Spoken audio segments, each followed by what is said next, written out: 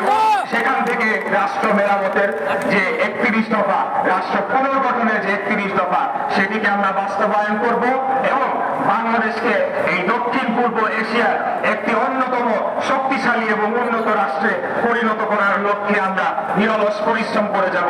এই বলে আমি আজকে আমার বক্তব্য শেষ করছি। আমার বক্তব্য শেষে আমি আজকে যেহেতু ভাষার মাস, 1952 সালে ভাষা আন্দোলন করতে গিয়ে যারা শহীদ হয়েছে তাদের আত্মার মাগফিরাত কামনা করছি। 1971 সালে মহান মুক্তিযুদ্ধে যারা শহীদ হয়েছেন তাদের আত্মার মাগফিরাত কামনা করছি এবং সর্বশেষ 2024 সালে জুলাই অগাস্ট গণ অভ্যুত্থানে খুনি ফ্যাসিস্ট স্বৈরাচারী হাসিনার যে গণহত্যায় যারা শহীদ হয়েছেন সেই শহীদ ভাইদের আত্মার মাগফিরাত কামনা করে আমার বক্তব্য শেষ করছি। খোদা হাফেজ। বাংলাদেশ জিন্দাবাদ। বাংলাদেশ জাতীয়তাবাদী দল জিন্দাবাদ। শহীদ রাষ্ট্রপতি জিয়া রহমান অমর হোক। দেশনেত্রী বেগম খালেদা জিয়া জিন্দাবাদ। আমাদের প্রাণপ্রিয় নেতা আগামী প্রধানমন্ত্রী ইনশাআল্লাহ দেশ নায়ক জনাব তারেক রহমান জিন্দাবাদ। আসসালামু আলাইকুম।